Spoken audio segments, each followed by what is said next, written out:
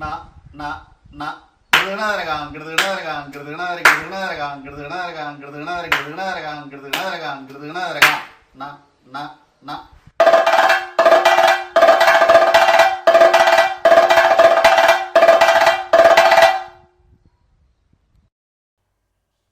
നമസ്കാരം. 71ാമത്തെ കലാകാരനുമായുള്ള വായ്ത്താരി ഡോക്ടർ കണ്ടല്ലൂർ ഉണ്ണീഷൻ, അദ്ദേഹമാണ് ഇന്ന് നമുക്ക് മുമ്പിൽ. അദ്ദേഹത്തിൻ്റെ ജീവിതത്തിലെ ഓരോ പടവുകളും, കലയിലേക്ക് അദ്ദേഹം വന്നതും ഇപ്പോൾ പ്രവർത്തിച്ചു കൊണ്ടിരിക്കുന്നതും അദ്ദേഹം ആലോചിച്ചു കൊണ്ടിരിക്കുന്നതുമായ കാര്യങ്ങൾ പറയുന്നത്.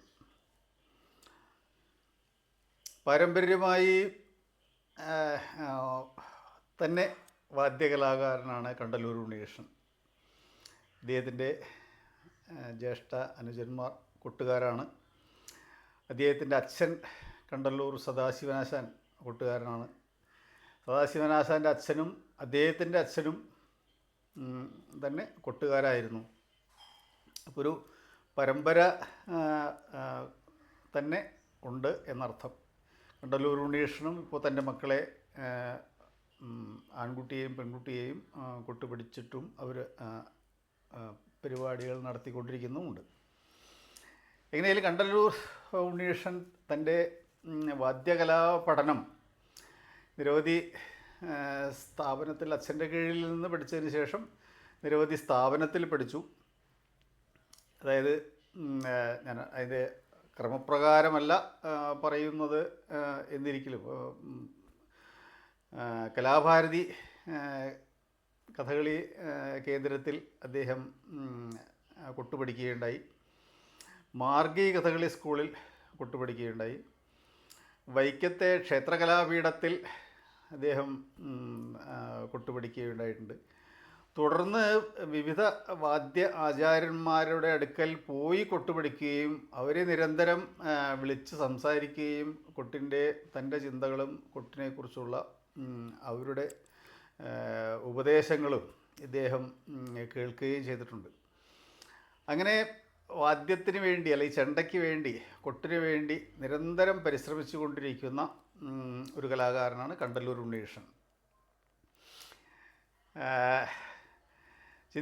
പലരും ചിന്തിക്കാത്ത വഴിയിലൂടെ സഞ്ചരിക്കുന്നു എന്നൊക്കെ അദ്ദേഹത്തിൻ്റെ ചിന്തകളെ വേണമെങ്കിൽ പറയാം.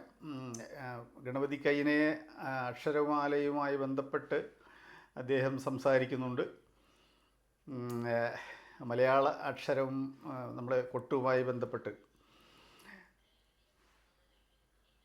ഗോത്രമേളം, ക്ഷേത്രമേളം, അകമ്പടിമേളം എന്ന അദ്ദേഹം നമ്മുടെ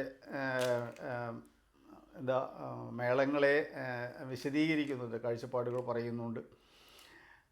കണ്ണകിയും കോവിലിനുമായിട്ടുള്ള കഥയെ പാണ്ഡിമേളവുമായി ബന്ധിപ്പിച്ച് അദ്ദേഹം സംസാരിക്കുന്നുണ്ട്. ഇങ്ങനെ നിരവധി പുതിയ പുതിയ ആശയങ്ങൾ, ഒരുപക്ഷെ ഇത്തരം ആശയങ്ങൾ മറ്റു പലരും ഉണ്ടായിരിക്കാം, അത് അല്ലെങ്കിൽ ഉണ്ണീഷനിൽ അത്തരം ആശയങ്ങൾ ഉണ്ട്. അപ്പോൾ ചെണ്ടയുടെ ശബ്ദത്തിൻ്റെ ആദ്യത്തെ ശബ്ദം താ കിടതീതാൻ എന്ന് വരാൻ കാരണം എന്താണ് എന്ന് ചോദിച്ചാൽ, ഗീക്കാൻ നഗതറക എന്നല്ല, ചെണ്ട മൂപ്പില്ലാത്തൊരു കാലത്ത് വളരെ പാരമ്പര്യമായി കൊട്ടിയിരുന്ന പറയിൽ കൊട്ടിയിരുന്ന ശബ്ദത്തിൻ്റെ താംന്നോ തോന്നോ ആണ് ശബ്ദം, അതിൽ നിന്ന് വന്നതായിരിക്കാം എന്നുള്ള കാഴ്ചപ്പാടുകൾ. എങ്ങനെയും അതൊക്കെ അദ്ദേഹം ചെയ്യുന്നുണ്ട്. തെക്കൻ ശൈലിയിലുള്ള തായമ്പയ്ക്ക് അതിൻ്റെ കൂറിനൊക്കെ വ്യത്യാസമുണ്ട് എന്ന് അദ്ദേഹം പറയുന്നുണ്ട്. അതിൻ്റെ അവതരിപ്പിക്കുന്ന മേളത്തിന്, കഥകളി കൊട്ടിന് തെക്കൻ ശൈലിയുണ്ട്. എങ്ങനെയും നിരവധി ശിഷ്യരെ അദ്ദേഹം ഈ കൊട്ടിലേക്ക് വാർത്തെടുത്തിട്ടുണ്ട്. നിരവധി പ്രശസ്തരായ വ്യക്തികളെ ഈ ചെണ്ടകൊട്ട് പഠിച്ച് അദ്ദേഹം അരങ്ങിലേക്ക് എത്തിച്ചിട്ടുണ്ട്.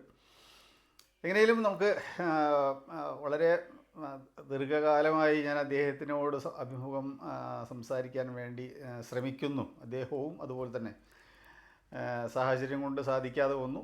യാദൃശ്ചികമായി ഇവിടെ സന്ദർഭം ലഭിച്ചപ്പോൾ അദ്ദേഹത്തോട് ചോദിക്കാൻ ഒരു വ്യക്തിയെ കണ്ടെത്താൻ ബുദ്ധിമുട്ട് വന്നു. അപ്പോൾ അതുകൊണ്ട് അദ്ദേഹം ഇദ്ദേഹത്തിൻ്റെ അനുഭവങ്ങൾ പറയുക മാത്രമാണ് ചെയ്യുന്നത്.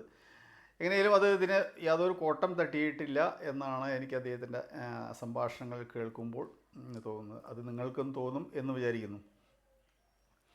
എങ്ങനെയും ഈ വായ്ത്താരിയിൽ അദ്ദേഹത്തിൻ്റെ ആശയങ്ങളും ചിന്തകളും പ്രവൃത്തികളും ഒക്കെ കേൾക്കുന്നതിന് വേണ്ടി ഓരോരുത്തരെയും സന്തോഷത്തോടു കൂടി സ്വാഗതം ചെയ്യുന്നു. ഉണ്ണീഷിൻ്റെ ഈ വായ്ത്താരി എല്ലാവർക്കും ഇഷ്ടമാവും എന്ന് കരുതിക്കൊണ്ട് ഉണ്ണീഷിനെയും സ്വാഗതം ചെയ്തുകൊണ്ട് നിർത്തുന്നു. നമസ്കാരം. വായ്ത്താരിയുടെ ഇന്നത്തെ പുതിയ അതിഥി ഡോക്ടർ കണ്ടല്ലൂർ ഉണ്ണികൃഷ്ണൻ. ഒരു വാദ്യ പാരമ്പര്യത്തിൽ നിന്ന് അല്ലെങ്കിൽ കുടുംബ പാരമ്പര്യത്തിലൂടെ വാദ്യകലയിലേക്ക് എത്തി പ്രശസ്തനായ വ്യക്തിയാണ് കണ്ടല്ലൂർ ഉണ്ണികൃഷ്ണൻ. അദ്ദേഹത്തിൻ്റെ അച്ഛൻ കണ്ടല്ലൂർ സദാശിവനാശാൻ, കണ്ടല്ലൂർ ഷാജി, കണ്ടല്ലൂർ ശൈലജൻ തുടങ്ങിയ അദ്ദേഹത്തിൻ്റെ മറ്റ് അനുജനും കൊട്ടുന്നുണ്ട്. മേഖല മറ്റൊരു തലത്തിലാണെന്ന് മാത്രം. എങ്ങനെയും ഈ കുടുംബ അല്ലെങ്കിൽ വാദ്യ പാരമ്പര്യത്തിലൂടെ ഒരു ശൈലിയെ നിലനിർത്തുക, അങ്ങനെ ആ നിലനിർത്തുന്നതിൽ അടിയുറച്ച വിശ്വാസം തനിക്കുണ്ടാവുക, അതിനോട് താല്പര്യമുണ്ടാവുക, ഒപ്പം മറ്റ് മേഖലയെ സ്നേഹിക്കുകയും ചെയ്യുക. ഇങ്ങനെ അതിൽ കൂടുതൽ ആലോചനയും ഗവേഷണമൊക്കെ നടത്തി പുതിയ തലങ്ങളെ കണ്ടെത്തുക. അങ്ങനെയുള്ള ഒരു കലാകാരനാണ് നമ്മൾ ഇന്ന് നമ്മുടെ മുന്നിലിരിക്കുന്നത്, ഡോക്ടർ കണ്ടല്ലൂർ ഉണ്ണികൃഷ്ണൻ. അദ്ദേഹം ഇപ്പോഴും മേളവും തായമ്പികയും കഥകളിക്കൊട്ടും ഒക്കെ കൊണ്ടുണ്ട്, നിരവധി ശിഷ്യരെ വാർത്തെടുക്കുന്നുണ്ട്. എങ്ങനെയും നമ്മൾ അദ്ദേഹത്തിൻ്റെ വിവരങ്ങൾ ചോദിച്ചറിയാം. അദ്ദേഹത്തിനോട് വ്യക്തിപരമായും അദ്ദേഹത്തിൻ്റെ തൊഴിൽപരമായും ധാരാളം അടുപ്പം എനിക്കുണ്ട്. നമുക്ക് സഹൃദയർക്ക് വേണ്ടി, കലാലോകത്തിന് വേണ്ടി നമുക്ക് അദ്ദേഹത്തിൻ്റെ വിവരങ്ങൾ ചോദിച്ചറിയാം. ഉണ്ണീഷൻ നമസ്കാരം. നമസ്തേ. നമുക്ക് ഉണ്ണീഷൻ വ്യക്തിപരമായ അടുപ്പമുണ്ടെങ്കിലും കൂടുതൽ അങ്ങയുടെ കുടുംബ വിവരങ്ങളോ ഇതിൻ്റെ പശ്ചാത്തലങ്ങളോ ശരിക്കും എനിക്കറിയില്ല. അപ്പോൾ നമുക്കത് ആസ്വാദകരിലേക്ക് കൂടി അറിയിക്കണം. എങ്ങനെയാണ് ഉണ്ണീഷൻ അച്ഛൻ്റെ കൊട്ട് കേട്ട് അല്ലെങ്കിൽ സദാശിവനാശാൻ്റെ കൊട്ട് കേട്ട് കുട്ടിക്കാലം മുതൽ ഈ കൊട്ടിനോട് താല്പര്യമുണ്ടായതാണോ, അതോ മറ്റേതെങ്കിലും മേഖലയുണ്ടായതാണോ, അച്ഛൻ പഠിപ്പിച്ചതാണോ, കുടുംബത്തിൽ അച്ഛനല്ലാതെ മറ്റാരെങ്കിലും ഉണ്ടായിരുന്നോ ഒക്കെ ഒന്ന് അറിഞ്ഞാൽ തെറ്റില്ല. എങ്ങനെയാണ് ആ ഗ്രാമ പശ്ചാത്തലം, കുടുംബം എന്ന് പറഞ്ഞാൽ തെറ്റില്ല? ഞാൻ കായംകുളം, അതായത് ആലപ്പുഴ ജില്ലയിലാണ് താമസം. ആലപ്പുഴ ജില്ലയിലെ കായംകുളം കണ്ടല്ലൂർ അച്ഛൻ്റെ സ്ഥലമാണ്. കണ്ടല്ലൂർ അച്ഛൻ വിവാഹം കഴിച്ചത് കായംകുളം പുതുപ്പള്ളിയാണ്. പുതുപ്പള്ളിയിൽ നിന്ന് വിവാഹം കഴിച്ചു. അപ്പം അച്ഛൻ കഥകളിക്കൊട്ടുകാരനായിരുന്നു, മേളക്കാരനായിരുന്നു. ക്ഷേത്രമേളങ്ങൾ, അടിയന്തര മേളങ്ങളെല്ലാം ചെയ്യുമായിരുന്നു. ആ പാരമ്പര്യത്തിൽ നിന്നാണ് ജ്യേഷ്ഠന്മാർ, മൂത്ത ജ്യേഷ്ഠനായ ഷാജി ചേട്ടൻ, ശൈലജൻ ചേട്ടൻ, അതിൻ്റെ ഇളയ ചേട്ടൻ സജീവ്, ഭദ്രൻ, പിന്നെ ഞാനാണ്.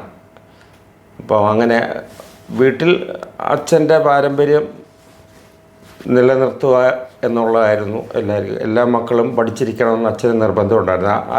അച്ഛൻ കൊട്ടുകാരനായിരുന്നു, പപ്പു ആശാൻ എന്ന് പറയും.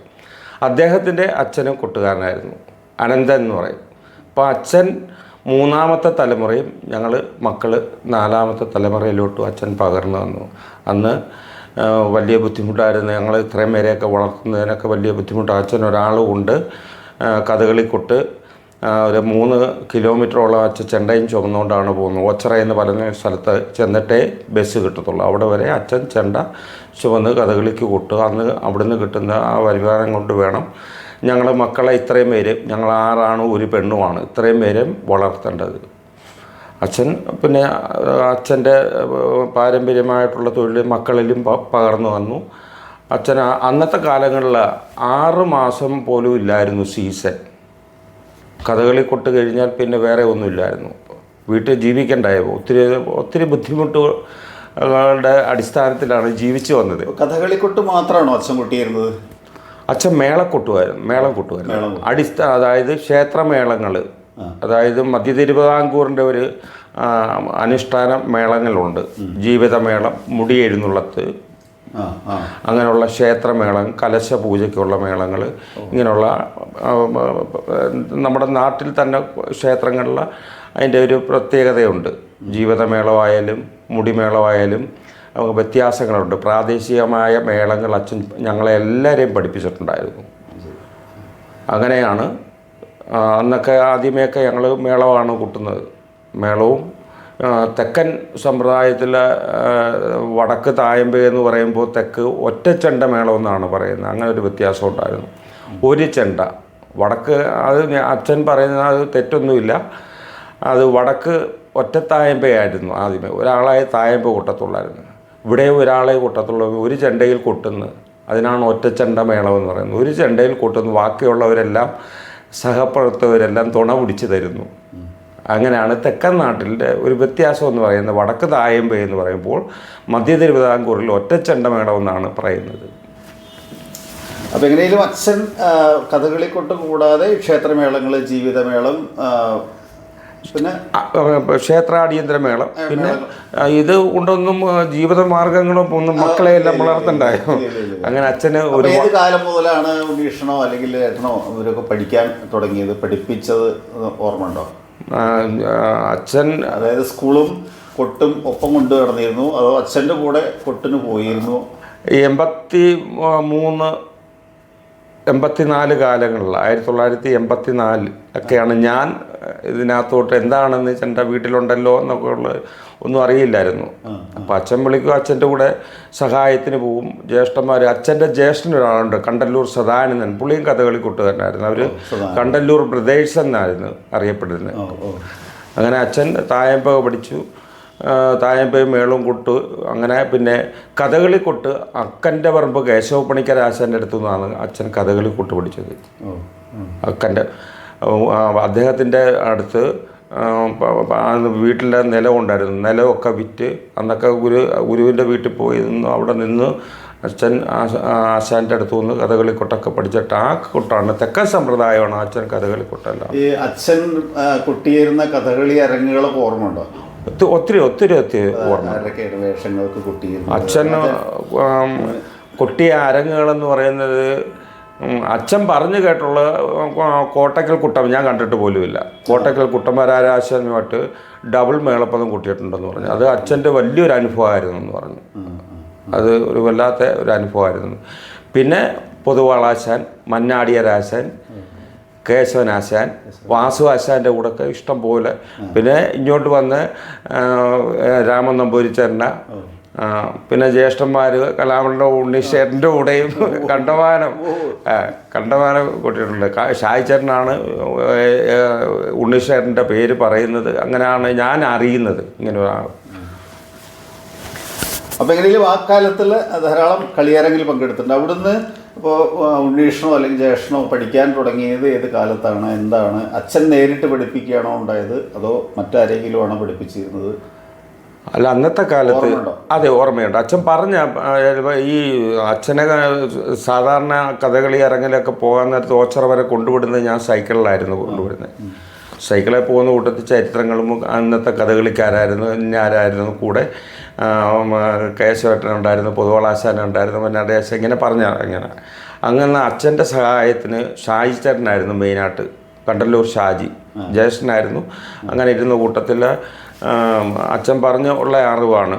അന്ന് മന്നാടിയാരാശാൻ കണ്ടിയൂർ ക്ഷേത്രത്തിൽ വരുമ്പോൾ അന്ന് നടപ്പിൽ വടക്ക് ഈ തെക്കൻ കഥകൾ ഉണ്ടല്ലോ, ഹരിചന്ദ്രയുടെ അത്ര വശങ്ങൾ ഉള്ള സംഭവമല്ല. തെക്കൻ നാട്ടിലാണ് കൂടുതൽ അത് പ്രവർത്തിക്കുന്നത്. ഹരിചന്ദ്രേതോ അന്ന് മന്നാടിയാശാൻ ഷായിച്ചറിനോട് പറഞ്ഞ് അത് ഷാജി അങ്ങ് പോവും ആ അരങ്ങിന്. എങ്ങനെയാണെന്ന് വെച്ചാൽ അത് ആശാൻ്റെ കുറവുമല്ല, ഇദ്ദേഹത്തിൻ്റെ മഹിമ ഒന്നുമല്ല. അന്നത്തെ സാഹചര്യങ്ങൾ കഥ അറിയണമല്ലോ. അപ്പം നിശ്ചയമുള്ള ആൾ അത് പോകുന്നതാണ്. അത് കഴിഞ്ഞിട്ട് അച്ഛനോട് പറഞ്ഞ് എന്നാൽ ഷാജിയെ ഇന്ന് കലാമണ്ഡലത്തിൽ ഒരു അഡ്മിഷൻ ആക്കി കൊടുക്കരുതോ എന്നൊക്കെ ചോദിച്ചു. അങ്ങനെ ഷായിച്ചേട്ടൻ കലാമണ്ഡലത്തിൽ അഡ്മിഷന് പോയി. അന്നൊക്കെ ഒത്തിരി പ്രശ്നങ്ങളുണ്ടായിരുന്നു. അങ്ങനെ കലാമണ്ഡലത്തിൽ അന്ന് കിട്ടിയില്ലായിരുന്നു. അന്ന് കലാമണ്ഡലം രാധാകൃഷ്ണൻ ചേട്ടനായിരുന്നു വെണ്ണുമില്ല രാധാകൃഷ്ണൻ ചേട്ടനായിരുന്നു ഇൻ്റർവ്യൂവിന് കിട്ടിയത്. പിന്നെ അച്ഛൻ ഇവിടെ വന്നിരുന്നു, പിന്നെ പഠിപ്പിച്ചു.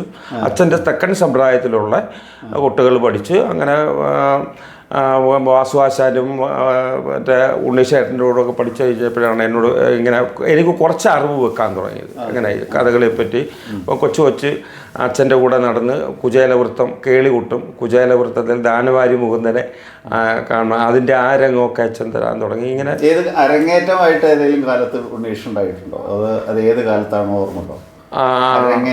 അരങ്ങേറ്റം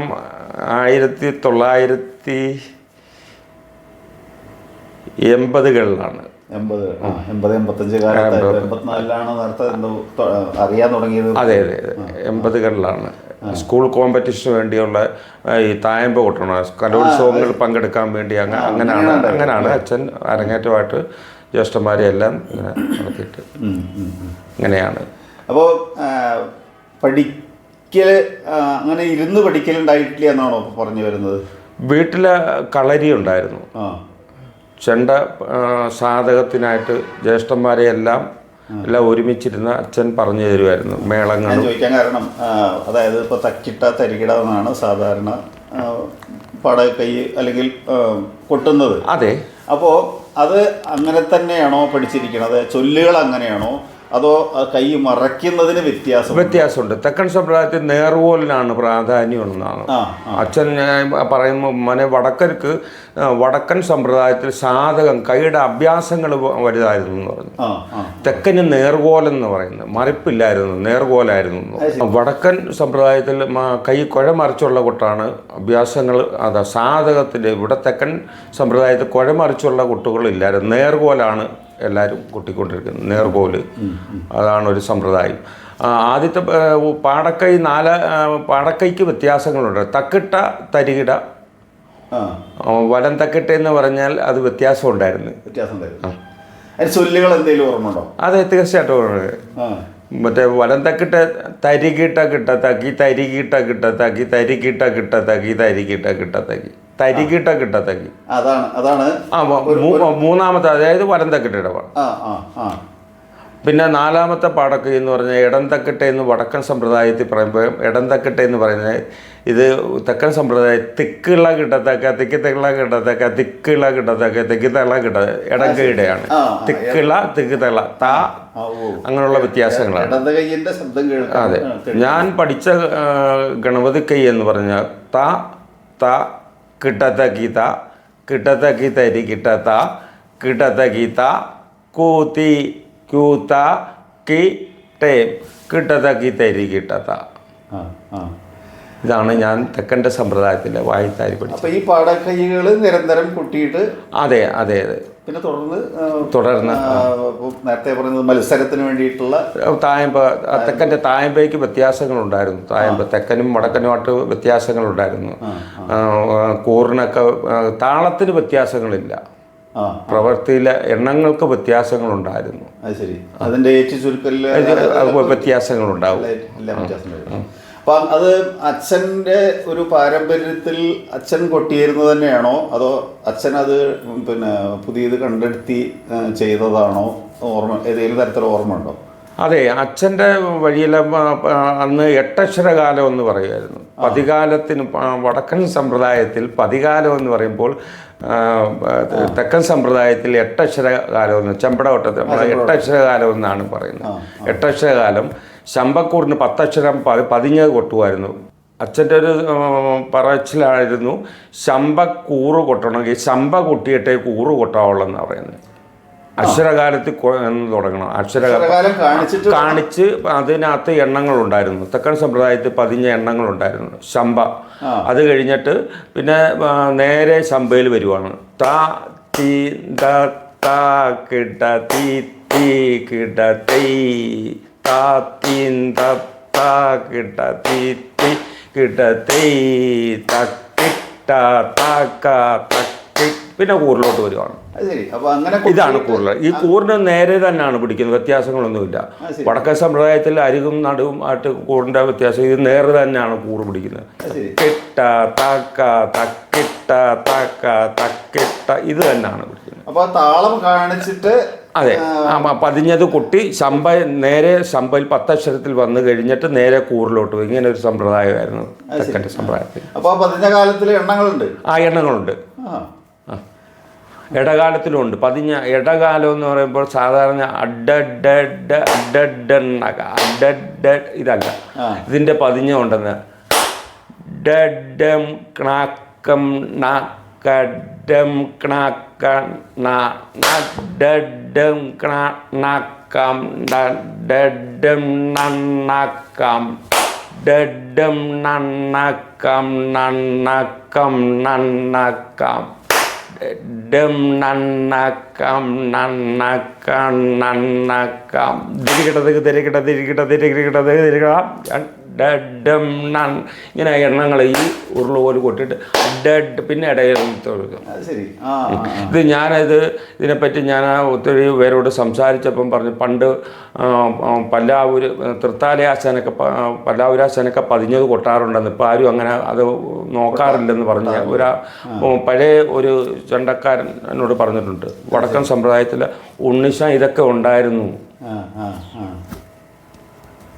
അടന്തക്കൂർ ഇവിടെ നേരെ ഡക്കം നന്നക്കം നക്കം നക്കം നന്നക്കം നക്കം എങ്ങനെ ഇത് നേരെ തന്നെയാണ് പിടിക്കുന്നത് അടന്തക്കൂർ. ഇതിൻ്റെ പതിഞ്ഞതും കൊട്ടാറുണ്ട്. ചെമ്പക്കൂറിലുള്ളത് വലിയൊരു വ്യത്യാസം ആണ് നമുക്ക്. പിന്നെ അടന്തക്കൂറിലും ഉണ്ട്. അടന്തക്കൂറുണ്ട്.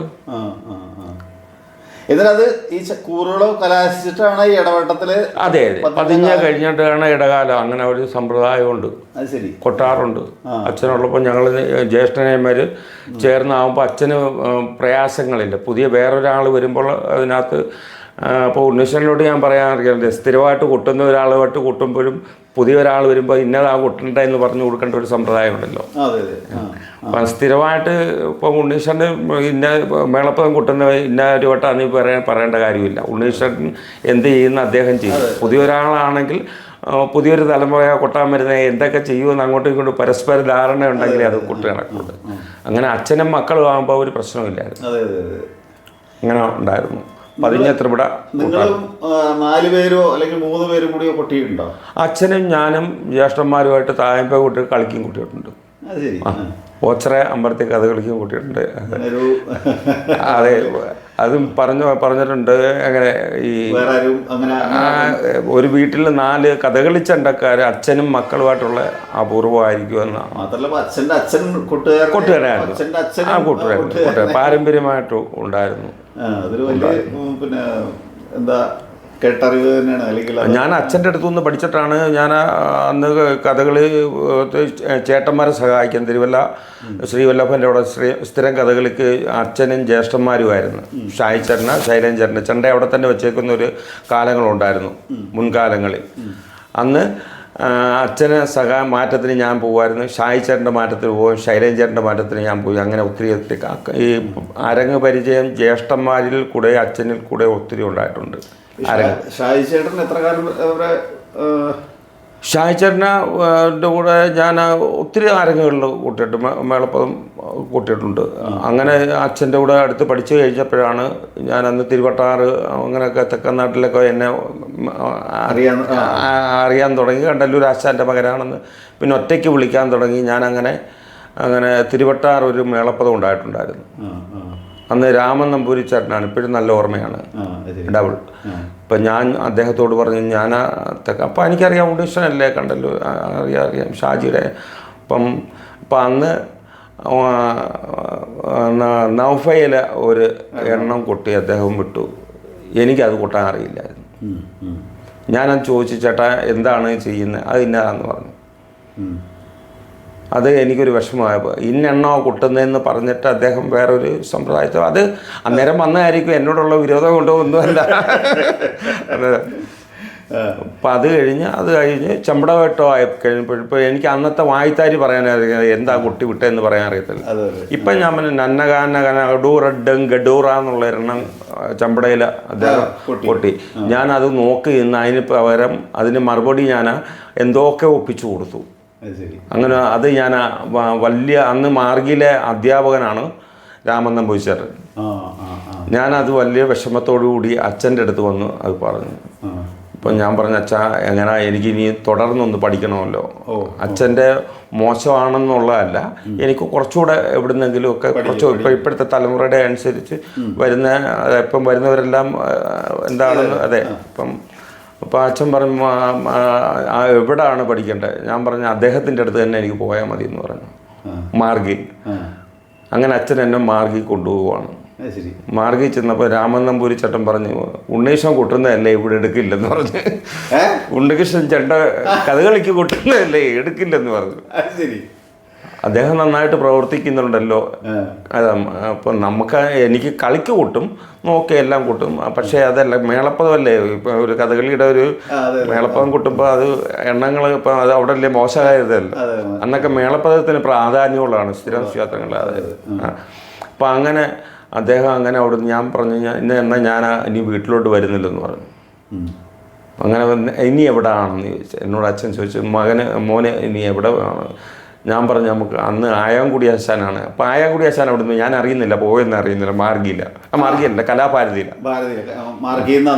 ഇവിടോട്ടുണ്ടായിരുന്നു. ആശാൻ അവിടുന്ന് പോയ വിവരം എനിക്കറിയില്ലായിരുന്നു. ഞാൻ പറഞ്ഞു എനിക്ക് ഇന്നടുത്ത് എന്നാൽ നമുക്ക് അങ്ങോട്ട് പോകാം. അങ്ങനെ അവിടെ ചെന്ന് കഴിഞ്ഞപ്പോൾ കലാമണ്ഡലം ശിവദാസൻ ചേട്ടൻ വേളമാനൂർ. ഞാൻ പറഞ്ഞു മതിയെന്ന് പറഞ്ഞു. അന്ന് തെക്കൻ നാട്ടിൽ അദ്ദേഹം ഒത്തിരി കണ്ടവാനം ശിവദാസേട്ടൻ്റെ അടുത്ത് ദക്ഷിണ കൊടുത്ത് ഞാൻ അവിടെ 4 കൊല്ലം പുള്ളിയെടുത്ത് ഉപരിപഠനം കലാഭാരതി 4 വർഷം ഞാൻ കലാഭാരതിയില്ല ശിവാസേട്ടൻ്റെ അടുത്ത് വടക്കൻ സമ്പ്രദായം പഠിക്കാൻ മാത്രം തായമ്പയം പഠിക്കാൻ. അപ്പം അന്ന് എനിക്ക് ഞാൻ ഇപ്പം കിടത എന്നുള്ള ചെല്ലുമായിട്ട് ഞാനുമായിട്ട് പൊരുത്തപ്പെട്ടു പോകാൻ ഭയങ്കര പ്രശ്നങ്ങളായിരുന്നു. എനിക്കറിയില്ലായിരുന്നു. അദ്ദേഹം കുട്ടിക്കാണിക്കാറ് വായ്ത്താരി പറയാറില്ല ശ്വാസേട്ടൻ. അങ്ങനെ വായ്ത്താരി എന്നാൽ ചോദിച്ചാൽ പറയും. അങ്ങനെയല്ല, വലിയ വാത്സല്യമാണ് ശ്വാസേട്ടൻ എന്നോട്. ആശാൻ്റെ മകൻ ഷാജിച്ചേട്ടൻ്റെ കണ്ടല്ലോ, ഷാജിയുടെ അനിയൻ എന്നുള്ള വാത്സല്യമാണ്. ചിലപ്പോൾ ഭയങ്കര ഒരു എന്തോന്നായിരുന്നു ശ്വാസൻ. കലാമണ്ഡലം ശ്വാസാചൻ എന്ന് പറയുമ്പോൾ എനിക്ക് വലിയ ഗുരുസ്ഥാനമാണ്. അദ്ദേഹം ഉള്ളതുകൊണ്ട് എന്തെങ്കിലും വടക്കൻ്റെ എന്തെങ്കിലും ഒന്ന് മനസ്സിലാക്കാൻ കഴിഞ്ഞു. ഇപ്പോൾ വായ്ത്താരിക്ക് പ്രശ്നമുണ്ട്. അന്ന് കലാനിലയം അന്ന് ചേർപ്പുളശ്ശേരി രായച്ചേട്ടനാണ് എന്നെ ഈ വായ്ത്താരികളൊക്കെ പഠിപ്പിക്കുന്നത്. അന്ന് അദ്ദേഹം അവിടുത്തെ മദ്ദള വിഭാഗത്തിലെ അധ്യാപകനാണ്. ഉണ്ണി വന്നതെന്ന് പറഞ്ഞ് അത് ഉണ്ണീഷ്ണ ഈ കിട്ടതഗീതാന്ന് ഉണ്ണികൃഷ്ണൻ പറയുന്നു. അത് നാഗതരകാന്ന് ഒന്ന് ആക്കാൻ പറഞ്ഞു. അത് കിട്ടതഗീത, അത് നാഗതരക.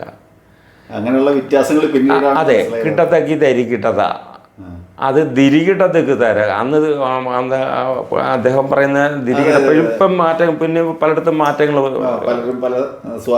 അതെ സ്വാധീനങ്ങളൊക്കെ ആകുന്നുണ്ട്. അങ്ങനെയാണ് ശിവാസേട്ടൻ്റെ അടുത്ത് തായമ്പയും പഠിച്ചു. തായമ്പയുടെ പതികാരം കൂറ് അങ്ങനെയാണ് അടന്തപ്പുഴയിലൊക്കെ അദ്ദേഹത്തിൻ്റെ അടുത്ത് നിന്നാണ് പശുവാക്കി. അത് കഴിഞ്ഞു അന്ന് അവിടെ ഈ തെക്കൻ നാട്ടിലെ അന്ന് ചെല്ലിയാട്ടങ്ങളില്ലല്ലോ, എല്ലാം കണ്ട്. ചെല്ലിയാട്ടം എന്ന് പറഞ്ഞാൽ തെക്കൻ നാട്ടിൽ ചെല്ലിയാട്ടങ്ങളില്ല. അദ്ദേഹം വിജയകൃഷ്ണൻ ഉണ്ണിത്താഞ്ചേട്ടനെ വരുത്തി എനിക്ക് വേണ്ടി പതിഞ്ഞ പദങ്ങളെല്ലാം ചൊല്ലിയാടിപ്പിക്കുമ്പോൾ അതെല്ലാം ശിവാസേട്ടനാണ് പതിഞ്ഞ പദങ്ങളും അഷ്ടകലാശങ്ങൾ ഇങ്ങനെ കൊട്ടണ്ടേന്നൊക്കെ. കൊട്ട് പഠിച്ചിട്ട് കാര്യമില്ലല്ലോ, അതിൻ്റെ കാര്യങ്ങളൊക്കെ എടുപ്പിച്ചെല്ലാം ശിവാസേട്ടൻ്റെ ഒത്തിരി പരിശ്രമം ഉണ്ടായിരുന്നു. ഇപ്പോൾ കലാഭാരതിയിൽ കലാമണ്ഡലം ശിവദാസാശാൻ്റെ കീഴിൽ 4 കൊല്ലം പഠിച്ചതായിട്ട് അറിഞ്ഞത് വളരെ സന്തോഷമുണ്ട്. അങ്ങനെ കൊട്ട് പഠിക്കാൻ വേണ്ടിയിട്ട് മാർഗിയിൽ പോയി, അല്ലെങ്കിൽ അച്ഛൻ്റെ അടുത്ത് പഠിച്ച് പിന്നെയും കുറേ കാലം കൊട്ടി നടന്നു. അത് മാത്രം പോരാൻ തോന്നിയതുകൊണ്ടാണല്ലോ ഈ മാർഗിയിലേക്കൊക്കെ പോയത്. അപ്പോൾ അവിടുന്ന് സാഹചര്യം കൊണ്ട് പറ്റാത്തത് കൊണ്ട് വീണ്ടും കൊട്ട് പഠിക്കണം എന്ന് ഉറച്ച ഒരു തീരുമാനം കൊണ്ടാണ് കലാഭാരതിയിലെത്തിയത്. അതെ അതെ. അവിടെ വെറും 2-3 മാസം മാത്രമല്ല 4 കൊല്ലത്തോളം അവിടെ താമസിച്ചു. അങ്ങനെ കൊട്ട് പഠിച്ചിട്ട് അരങ്ങിൽ നമുക്ക് സന്തോഷം ഉണ്ടാവുന്ന ഏതെങ്കിലും ഒരു കഥയോ ഒരു നടൻ്റെ വേഷത്തിന് കൊട്ടിയിട്ടുള്ള അനുഭവങ്ങളോ നമുക്ക് മനസ്സിൽ തട്ടുന്നുണ്ടാവുമല്ലോ എപ്പോഴും? തീർച്ചയായിട്ടും അങ്ങനെ എന്തെങ്കിലും ഒരു അനുഭവം കലാഭാരതിയിൽ നിന്ന് ഞാൻ ഇറക്കി കഴിഞ്ഞ് പിന്നെ ഇപ്പോൾ ഒരു ധൈര്യമൊക്കെ ആയി. ഏതാ ഇപ്പം മറ്റേത് അച്ഛൻ തെക്കൻ സമ്പ്രദായമാണ് മുമ്പേ കഥകളി സ്ഥലത്ത് ചെന്ന് മുമ്പേ ചോദിക്കും തെക്കനാണോ എന്ന് ചോദിക്കും. അങ്ങനെ ചോദിക്കുന്നവരുണ്ട്. പുറപ്പാട് തെക്കനാണോ എന്ന് ചോദിക്കാറുണ്ട്. അങ്ങനെ മുംബൈ എന്ന് ചോദിക്കും. അങ്ങനെ വേഷക്കാരും അങ്ങനെയൊക്കെയാണെന്ന് ചോദിക്കാറുണ്ട്. ഭയം കൊണ്ടാണ്, മറ്റൊന്നും കൊണ്ടല്ല. കുറച്ച് ഇത് കലാഭാരതി പോയി ശിവാസേട്ടൻ്റെ അടുത്ത് ആയിക്കഴിഞ്ഞപ്പോൾ കുറച്ചൊക്കെ നമുക്ക് അല്ലാതുള്ള അരങ്ങ് പരിചയം ഉള്ളതുകൊണ്ട് ഇതുകൂടെ ആയിക്കഴിഞ്ഞപ്പോൾ കുറച്ചുകൂടെ നല്ല വിശ്വാസമായി. അങ്ങനെ ഇരുന്നപ്പോഴാണ് ഷായി ചേട്ടന അന്ന് ഷായി ചേട്ടനൊക്കെ തെക്കനാട്ടിൽ സജീവമായിട്ട് രണ്ടാം ചെണ്ടക്കാരനും മെയിൻ ചെണ്ടക്കാരനായിട്ട് അന്ന് വടക്കുന്ന് ഉണ്ണീശേട്ടൻ വന്നാലും ഷായി ചേട്ടൻ ഉണ്ടാകും. അല്ലെങ്കിൽ ഓരോരുത്തർ രാമനമ്പൂരി ചേട്ടനോ കുഞ്ചുണ്ണിയാശാൻ വന്നു. കുഞ്ചുണ്ണിയാശാൻ്റെ കാര്യമൊക്കെ പറയണമെന്ന് മേളപ്പത്തെ പറ്റി ഷായി ചേട്ടൻ പറയാറുണ്ട്. അങ്ങനെയൊക്കെ എനിക്ക് നല്ല അറിവാണ്. അപ്പം അങ്ങനെ ഷായി ചേട്ടൻ പിരപ്പങ്കോട് ഒരു കളി 2 വർഷം ഇരിക്കുമ്പോഴാണ് അന്ന് ഗോപിയാശാന മറ്റേ സാധന കൃഷ്ണൻകുട്ടി ആശാന, തോന്നയ്ക്ക് പി എം ആശാന, ചാത്തന കൊച്ചാന, വലിയ കളി. ഹൈദരാലിയാശാൻ പാട്ട്, ശങ്കരൻകുട്ടി ചേട്ടൻ പാട്ട്, അങ്ങനെയൊക്കെ ഇപ്പോൾ സജീവേട്ടന പാട്ട്. അങ്ങനെ അന്ന് സദനം ശ്രീധരനാശാൻ മദ്ദളം, അപ്പം വാസു ആശാൻ ചെണ്ടയ്ക്ക്, കണ്ടല്ലൂർ ഷാജി ചെണ്ടയ്ക്ക്, മദ്ദളത്തിന് കലാമണ്ഡലം അച്ചുവാർ. ഇങ്ങനെ അപ്പം അന്ന് ഷായിച്ചേട്ടൻ അന്ന് കന്നേറ്റ് വൈദ്യൻ്റെ കണ്ണൻ ഡോക്ടറുടെ ഒരു കളി കരുനാഗപ്പള്ളി അദ്ദേഹത്തിന് ഒഴിയാനൊക്കെ. ഇപ്പം എന്നോട് ചോദിച്ചു, നീ അന്ന് പോകരുതോ, ഇന്നപ്പരപ്പം കൂടെ നരേന്ദ്രൻ ചേട്ടൻ്റെ കളിയാണ്, പോകരുതോ, വക്കം നരേന്ദ്രൻ ചേട്ടൻ്റെ കളിയാണ്. ഞാൻ പറഞ്ഞു ഞാൻ പോകാമെന്ന് പറഞ്ഞു. അങ്ങനെ ചെണ്ടയായിട്ട് ഞാൻ നേരത്തെ എന്നു. അച്ചുവാരുണ്ടായിരുന്നു, കേളിയൊക്കെ കൊട്ടി. അപ്പം വലിയ എല്ലാം ഗംഭീര നടന്മാരാണ്. നമുക്ക് എവിടെയെങ്കിലും സഹായിച്ച് വാസു ആശാനുണ്ടെന്ന് പറഞ്ഞു. അങ്ങനെ വാസു ആശാനുമായിട്ട് അങ്ങനെ അതിന് മുമ്പ് ഞാൻ ആശാനുമായിട്ട് കൂട്ടിയിട്ടുമുണ്ട്. അപ്പോൾ അങ്ങനെ അവിടെ 8 മണിയായി, 9 മണിക്ക് അവിടെ വിളക്ക് വെക്കണം. ആശാൻ്റെ ദണ്ട അവിടെ ഇരിപ്പുണ്ട്. ആശാൻ വന്നിട്ടില്ലായിരുന്നു. അപ്പം എനിക്കാണെങ്കിൽ അങ്ങ് ഭയമായി. ഗോപിയാശാൻ്റെ വേഷത്തിന് കൂട്ടുന്നത് എല്ലാ കൃഷ്ണൻകുട്ടി ആശാൻ, അതിരലേച്ചൻ പാട്ട്, ഇങ്ങനെ എല്ലാം മഹാരഥന്മാർ നിൽക്കുന്നിടത്ത് നമ്മളവിടെ വലിയ തീർച്ചയായിട്ടും മറ്റേ ഒന്നുമില്ല. അപ്പോൾ അന്നേരം ഞാൻ സത്യം പറഞ്ഞാൽ ഞാൻ ചെണ്ടയായിട്ട് ഇറങ്ങി, ആരും അറിയാതെ പോകാമെന്നും പറഞ്ഞ് അവരറിയാതെ പോകാം. അപ്പോഴും മറ്റേ നരേന്ദ്രൻ ചേട്ടൻ ട്രൂപ്പിൻ്റെ മാനേജർ വക്കം നരേന്ദ്രൻ വന്ന് ആശാൻ ഗോപിയാശാൻ വിളിക്കുന്നു എന്ന് പറഞ്ഞു. അങ്ങനെ ഞാൻ തിരിഞ്ഞ് ചെന്നപ്പം ആശാൻ എല്ലാം തേച്ചെല്ലാം കഴിഞ്ഞിരിക്കുവാണ്. എന്നോട് ചോദിച്ചു, 3-ാം ദിവസം നിശ്ചയമില്ലേ എന്ന് പറഞ്ഞു. ഞാൻ പറഞ്ഞ നിശ്ചയമൊക്കെ ഉണ്ട്, എനിക്ക് ആശാൻ ധൈര്യമായിട്ട് നിന്ന് കൊട്ടാൻ പറഞ്ഞു.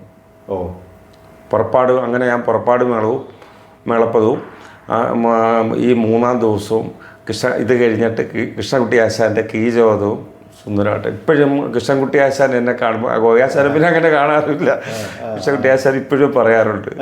ഇപ്പോഴും എൻ്റെ ഒരു വലിയ വാത്സല്യമാണ്. നിന്ന് ഇത്രയും പുറപ്പാട് മേളപ്പതും ഇത്രയും ഈ 3-ാം ദിവസം ആശാൻ്റെ രാവിലെ ആശാൻ നന്നായിരുന്നു എന്നൊരു വാചകം കൂടെ പറഞ്ഞപ്പോൾ ഒരു മനസ്സിന് ഭയങ്കര ജീവിതത്തിലെ ഏറ്റവും വലിയൊരു ഗോപിയാശാൻ്റെ ഒരു 3-ാം ദിവസത്തിന് കൊട്ടുകയെന്ന് പറഞ്ഞാൽ അത് അറിയാമല്ലോ. ഉണ്ണീശേട്ടൻ പറയാം, ഞാൻ കണ്ടിട്ടുള്ള ഉണ്ണീശേട്ടനെ, എൻ്റെ അറിവിൽ ഉണ്ണീശേട്ടനെ ഇങ്ങനെ. പിന്നെ ഇപ്പം നോക്ക് ശാസൻ്റെ കൂട്ടാറ് ഇങ്ങനെ രണ്ടുപേരും അങ്ങനെയൊക്കെ ഉള്ളൂ ഇങ്ങോട്ട്. അപ്പോൾ അതൊരു വലിയൊരു അനുഭവമാണ് ജീവിതത്തിൽ മറക്കാൻ. അതിൻ്റെ പേര് കലാമണ്ഡലം ശിവാസനയാണ്. ശിവാസൻ്റെ അടുത്തുനിന്ന് വടക്കൻ സമ്പ്രദായത്തിൻ്റെ പഠിച്ചത് കൊണ്ട് എനിക്ക് എന്തോ അത് അരോചകമില്ല, ആരെയും ബുദ്ധിമുട്ടിക്കാതെ അത് കളി നന്നായിട്ട് പൊട്ടാൻ. തീർച്ചയായിട്ടും അത് കലാജീവിതത്തിലെ ഏറ്റവും മറക്കാനാവാത്ത എത്ര കലാകാരന്മാരുടെ കൂടെ ഒരു കളി അങ്ങനെ മുഴുവനായിട്ട് പങ്കെടുക്കുക എന്ന് പറഞ്ഞാൽ അത് ജീവിതത്തിൽ ഒരു വലിയ ഭാഗ്യമാണ്. അതിപ്പോഴും മനസ്സിൽ ഒരു വലിയ ഒരു സന്തോഷമാണ്. അത്രയേ ഉള്ളൂ. അതിങ്ങനെ തുടർന്ന് അത്തരം അരങ്ങുകൾ ഇനിയും സാധിക്കട്ടെ, അത്തരം ധൈര്യങ്ങൾ കൂടി കൊണ്ടാൻ സാധിക്കട്ടെ. എനിക്ക് ഷാജിയേട്ടൻ്റെ കൊട്ടിനെ കുറിച്ച്, അദ്ദേഹത്തിൻ്റെ അരങ്ങുകൾ, അദ്ദേഹത്തിൻ്റെ കൂടെ എപ്പോഴേലും ഒപ്പം കൊട്ടിയത്, അദ്ദേഹം അങ്ങനെ ഒരു അകാല വിയോഗം എന്നൊക്കെയാണല്ലോ നമുക്ക് പറയേണ്ടത്. അപ്പോൾ ആ കുട്ടിയെ കാലം വരെ ഉള്ള അദ്ദേഹത്തിൻ്റെ ഓർമ്മകളെ കുറിച്ചൊന്ന് എത്ര കണ്ട് പറയാൻ പറ്റും, ചിലതൊന്നും പറഞ്ഞാൽ പറ്റില്ല. ഷായിച്ചൻ്റെ കൊട്ടെന്ന് പറഞ്ഞാൽ അദ്ദേഹം ഈ ഒരു സമയങ്ങളിൽ ഷായിച്ചേട്ടൻ നിറഞ്ഞു നിൽക്കുമായിരുന്നു. തെക്കൻ നാട്ടിൽ ഷാജി വേണം നിറഞ്ഞു നിൽക്കുന്നൊരു സംഭവം ഉണ്ടായിരുന്നു. അന്ന് അദ്ദേഹത്തിൻ്റെ കൊട്ട് ഇടം കൈക്ക് ഭയങ്കര ശബ്ദം, കൈക്ക് അത് അച്ഛൻ്റെ അത് പൊതുവളാശം പറയുന്നത് സദാശിവൻ്റെ ഇടം കൈക്ക് ഭയങ്കര ശബ്ദമായിരുന്നു. ഞങ്ങൾക്ക് പൊതുവേ ഇടം കൈക്ക് ഒരു ശബ്ദത്തിൻ്റെ അത് ചാപ്പായാലും അല്ല ചാപ്പ് പൊത്തുക എന്ന് പറയുന്നത് അത് അച്ഛന് ശ്രദ്ധിച്ചൊരു ഷായി ചേട്ടൻ്റെ അതൊക്കെ വലിയ ഇടം കൈ ശബ്ദം നല്ലതായിരുന്നു എന്ന്. പിന്നെ അദ്ദേഹത്തെ ഈ അരങ്ങ് പരിചയം എല്ലാം അച്ഛൻ്റെ കൂടെ നടന്നുള്ളതാണ്. കണ്ടമാനവും ആട്ടങ്ങൾ കാണുമായിരുന്നു. ഇതൊക്കെ നാട്ടിൽ അങ്ങനെ കൊട്ടി പഴകലാണ്. ചെല്ലിയാട്ടം എന്ന് പറഞ്ഞാൽ തെക്കൻ ഞങ്ങൾ ആരും ചെല്ലിയാട്ടം എന്ന് വടക്ക് ചെല്ലിയാട്ടം എന്ന് പറയുമ്പോൾ തെക്ക് എന്താണെന്ന് നമുക്ക് ഇപ്പോഴും ഒരു അജ്ഞതയാണ്. അതിനെപ്പറ്റി ഒന്നും അറിയില്ല. അതെ, അരങ്ങാണ് കളരി. പിന്നെ അച്ഛൻ പറയും പോകുന്ന കൂട്ടത്തിൽ പറയും മോനെ ഇന്നതുപോലെ ഇന്നതാണ്. അന്ന് പണ്ട് ഇങ്ങനെ ഈ ദുര്യോധന വധത്തിലെ ഈ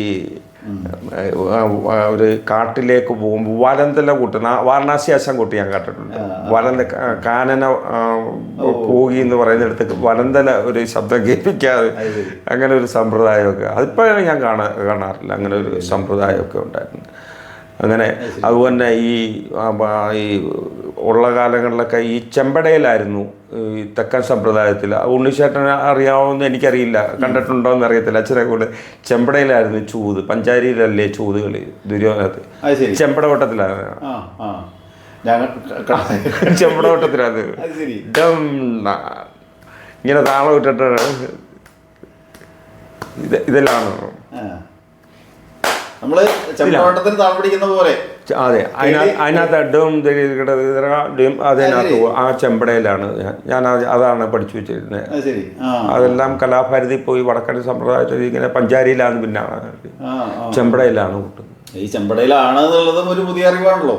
അതെ അതെ, തെക്കൻ സമ്പ്രദായത്തിൽ ചെമ്പടയിലായിരുന്നു ഇങ്ങനെ കൊട്ടുന്നത്. അത് ഈ ആശാന്മാരൊക്കെ അരിപ്പാട്ട് ആശാനായാലും മറ്റേ തെക്കൻ ചെന്നിത്തല ആശാനായാലും മങ്കമ്പ ആശാനായാലും ഈ സമ്പ്രദായത്തിലായിരുന്നു ചൂതുകളി ചെമ്പട. ഉണ്ണിച്ചേട്ടന് അത് അങ്ങനെ ഓർമ്മയില്ല. അത് നമ്മുടെ പത്തിയൂരെ ശങ്കരൻകുട്ടി ചോറിനോട് ചോദിക്കാമെങ്കിൽ അദ്ദേഹത്തിന് അറിയാം. ചെമ്പടവട്ടത്തിലായിരുന്നു, ഒരു സാധാ ചെമ്പട ചൂതുകളി. അപ്പൊ ഷാജിയേട്ടന്റെ കൂടെ ധാരാളം കുട്ടിയുണ്ട്. ഷാജിയേട്ടൻ്റെ അങ്ങനെ അരങ്ങ് ഒത്തിരി അല്ല, ഞാൻ ഇന്ന് വരെ ചെല്ലിയാട്ടം എന്താണെന്ന് കണ്ടിട്ടില്ല. ഞാൻ ഷാജിയേട്ടൻ്റെ ഏത് കാലത്താണ്? 2010 ശേഷമല്ലേ? അതെ അതെ, കൊല്ലം ഓർമ്മ. അതെ 2010 ശേഷമാണ് അദ്ദേഹത്തിൻ്റെ.